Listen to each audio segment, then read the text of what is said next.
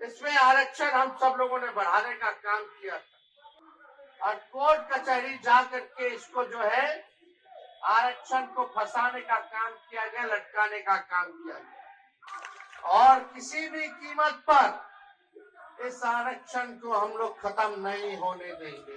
सबसे पहले बिहार में बेरोजगारी हटाओ यात्रा हम लोगों ने शुरुआत किया। उससे पहले कोई चर्चा नौकरी की नहीं करता था, बेरोजगारी की नहीं करता था। कोई भी नेता बिहार का हो या देश का हो, बेरोजगारी हटाओ यात्रा पे कोई नेता नहीं निकला था।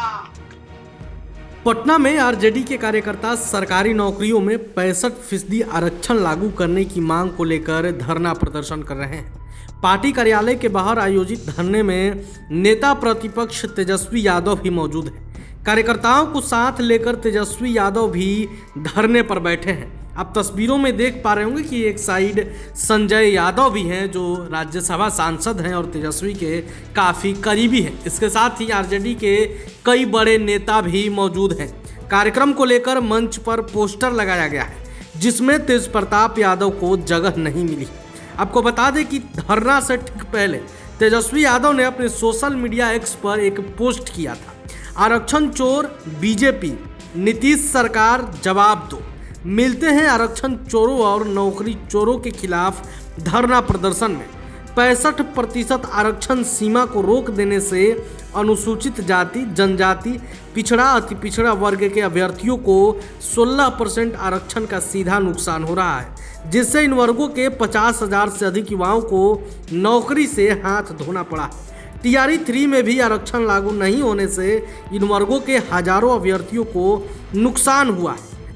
आपको मालूम है कि इसी साल बिहार में विधानसभा चुनाव होने वाले हैं। इससे ठीक पहले तेजस्वी यादव युवाओं के मुद्दों को लेकर लगातार एक्टिव नजर आ रहे हैं, लगातार नीतीश सरकार को घेरते नजर आ रहे हैं। इस बीच तेजस्वी यादव ने धरना प्रदर्शन का भी ऐलान कर दिया था, लेकिन देखिए आज वो धरना पर बैठ भी गए हैं, जिसकी तस्वीरें हम आपको दिखा रहे हैं। धरना से ठीक पहले तेजस्वी यादव ने अपने सोशल मीडिया एक्स से पोस्ट भी किया था, जहां बीजेपी को आरक्षण चोर बताया था तो वहीं नीतीश सरकार से जवाब भी मांगा था। आपको बता दें कि तेजस्वी यादव 65% आरक्षण सीमा को लेकर धरने पर बैठे हैं। वहीं बीजेपी की ओर से तेजस्वी यादव के धरने पर पलटवार भी किया गया है। पोस्टर में तेज प्रताप को जगह नहीं मिलने पर बीजेपी ने निशाना साधा है।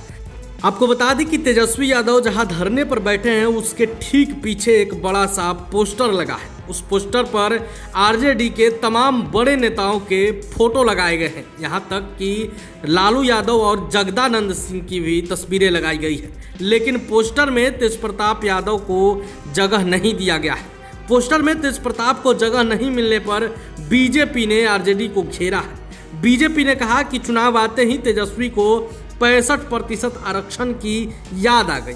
उनको सिर्फ अपने परिवार के लिए आरक्षण चाहिए। धरना के लिए मंच तैयार है। मंच पर पोस्टर लगा है जिसमें पूरे परिवार की तस्वीर है, लेकिन बड़े भाई तेज प्रताप को जगह नहीं दी गई है। तेजस्वी को खतरा अपने परिवार में बड़े भाई से है। खतरे को किनारे कर तेजस्वी आरक्षण की बात कर रहे हैं। बिहार की जनता किसी के बहकावे में नहीं आएगी। धरना प्रदर्शन में उपस्थित पार्टी के सभी नेतागण, कार्यकर्तागण, सभी पदाधिकारीगण, भाइयों बहनों और हमारे प्रेस मीडिया के साथीगण, आज ये एक दिवसीय धरना जो है राष्ट्रीय जनता दल द्वारा दिया जा रहा है और विषय आप सब लोगों को पता है। विषय ये है कि जब हम लोगों की 17 महीने महागठबंधन की सरकार थी, तब हम लोगों ने जाति आधारित गणना करा करके आरक्षण की सीमा को 65% बढ़ाने का काम किया। लगभग 16% हम लोगों ने आरक्षण को बढ़ाया और उस समय भी हम लोगों की मांग थी केंद्र सरकार से, प्रधानमंत्री जी से, कि जो आरक्षण हम लोगों ने बढ़ाया है और हम लोगों ने कैबिनेट से भी सिफारिश करके केंद्र सरकार को भेजा था कि 9वीं अनुसूची में इस आरक्षण को जो है आप डालिए ताकि आरक्षण जो है सुरक्षित रहे, पिछड़ों का, अति पिछड़ों का, दलित आदिवासी भाइयों का। इसमें आरक्षण हम सब लोगों ने बढ़ाने का काम किया था। आप सब लोगों को पता है कि भाजपा के लोगों ने 10 महीने तक केंद्र सरकार ने इसको अनुसूची 9 में नहीं डाला और कोर्ट कचहरी जा करके इसको जो है आरक्षण को फंसाने का काम किया गया, लटकाने का काम किया गया। मामला अभी सुप्रीम कोर्ट में चल रहा है और बिहार सरकार के वकील जो है मजबूती से इस मुकदमे को नहीं लड़ रहे, यानी चाहते हैं कि आरक्षण जो है 16% जो बढ़ाई गई उसको समाप्त कर दिया जाए। लेकिन हम राष्ट्रीय जनता दल के लोग, गरीब गुरबा शोषित वंचितों के आवाज को उठाने वाले लोग, उनके अधिकार की लड़ाई लड़ने वाले लोग, चाहे सदन हो, सड़क हो, हम लोग सुप्रीम कोर्ट में भी अपना वकील खड़ा करके इस लड़ाई को लड़ रहे हैं और किसी भी कीमत पर इस आरक्षण को हम लोग खत्म नहीं होने देंगे। इसके लिए जो लड़ाई लड़नी होगी वो लड़ाई हम लोग लड़ेंगे। लेकिन बात की जाए कुछ दिन पहले की, 2020 की, तब कोई नौकरी के बारे में बात नहीं करता था, कोई रोजगार के बारे में बात नहीं करता था। हमने सबसे पहले बिहार में बेरोजगारी हटाओ यात्रा हम लोगों ने शुरुआत किया। इस यात्रा पर हम निकले, फिर कोरोना आ गया, कोविड आ गया, यात्रा को स्थगित करना पड़ा।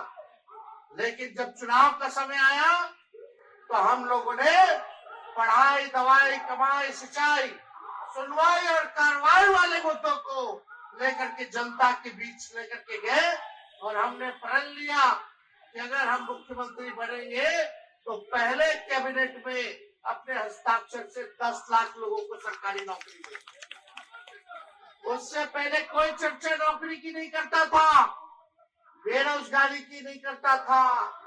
कोई भी नेता बिहार का हो या देश का हो, बेरोजगारी हटाओ यात्रा पे कोई नेता नहीं निकला था। जब हमने बोला 10 लाख सरकारी नौकरी देंगे तो वही हमारे चाचा जो आज गांधी मैदान में नियुक्ति पत्र बांट रहे हैं, वही कहते थे असंभव है, कहां से नौकरी लाएगा, कहां से पैसा लाएगा, अपने बाप के पास से पैसा लाएगा। ये उस समय इनकी बात थी। बेईमानी से सरकार बनाया इन्होंने और सरकार बनाने के बाद भी कोई नौकरी का ऐलान नहीं किया।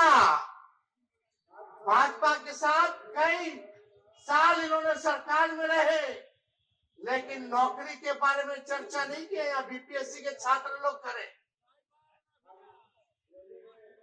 किसी से भी पूछ लीजिए, कोई उनके सरकार में चर्चा नहीं हुई।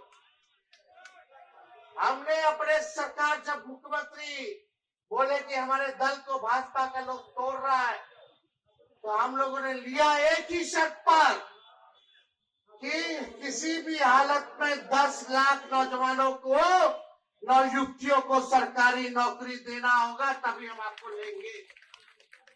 यही प्रभातखबर.com, विश्वास वही, रफ्तार नहीं।